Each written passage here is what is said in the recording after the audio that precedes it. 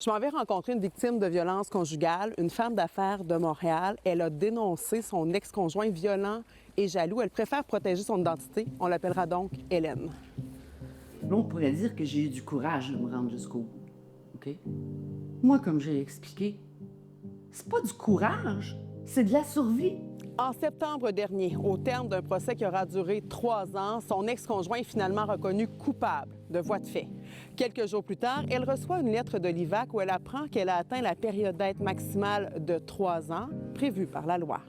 Alors, j'apprends la veille du supposé dépôt que j'en aurais pas de dépôt. Là, ça fait 4 mois qu'il n'y a pas d'argent qui rentre. Là, je fais partie, on va dire, des chanceuses. Parce que j'avais des économies. J'ai cliqué vite que là, j'étais en train de m'appauvrir, qu'on venait de m'abandonner, que j'avais pas le choix de guérir. Mais je suis pas. Qu'est-ce que je vais pouvoir faire? De vivre toute cette incertitude-là, j'imagine que ça aussi, ça a eu des impacts. Les symptômes se sont amplifiés. C'est comme si je faisais 2 pas en arrière. Dans les plus sévères, c'est des attaques de panique, les tremblements. Hélène est loin d'être un cas isolé. Selon des données du ministère de la Justice, 1754 victimes, d'abord indemnisées par l'Ancien Régime, sont touchées. 544 n'ont plus d'aide financière. 1210 se sont qualifiées pour une nouvelle aide de 2 à 3 ans sous plusieurs conditions. Pour des victimes comme Brigitte cette fois-ci, le compte à rebours est reparti. L'aide financière comprenant certaines incapacités pourra vous être versée durant 3 ans consécutifs ou non. Comment vous vivez depuis que vous avez reçu cette leçon? Ben pour moi, je me sens vraiment comme un condamné qui est dans le couloir de la mort. Sérieusement, c'est comme ça que je me sens. Brigitte se souvient de sa vie d'avant. Elle était professeure de cégep en programmation. En juillet 2012, elle se réveille à l'hôpital avec de multiples blessures. Son conjoint s'en était encore pris à elle. Aujourd'hui, elle accepte de sortir de chez elle parce qu'elle ne sort presque plus pour nous parler de ce qu'elle vit maintenant. 13 ans plus tard, comment ça va maintenant? Ben maintenant, ça va pas mieux. J'ai un syndrome de stress post-traumatique chronique. Présentement, je suis pas dans la possibilité de travailler. Et je suis dans, je dois dire, un isolement total. Ça a tout brisé, ma famille.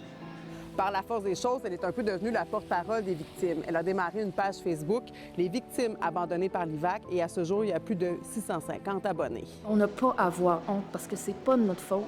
On n'a pas décidé d'être une victime. On est des survivants et survivantes. Hélène, Brigitte et combien d'autres? 78 des demandes de prestations auprès de l'IVAC, c'est des femmes, justement, qui ont été victimes de violences conjugales ou d'abus sexuels. En 2023, 3 fois plus de demandes d'indemnisation acceptées par l'IVAC ont été faites par des femmes, soit 11 300 contre 3 600. De ce nombre, 4 800, donc un peu moins de la moitié, sont en lien avec de la violence conjugale. Par le temps, effectivement, que vous prenez vos affaires, vos enfants, que vous allez en maison d'hébergement et que par la suite vous dénoncez, que les procédures judiciaires au niveau criminel commencent, etc., et qu'il y ait condamnation, le 3 ans est passé. C'est bien beau le tribunal spécialisé. Quand les procédures juridiques durent plus longtemps que 3 ans, je pense qu'on vient de manquer le bateau puis l'objectif complet là, de la loi. C'est une montagne. On n'a pas le choix.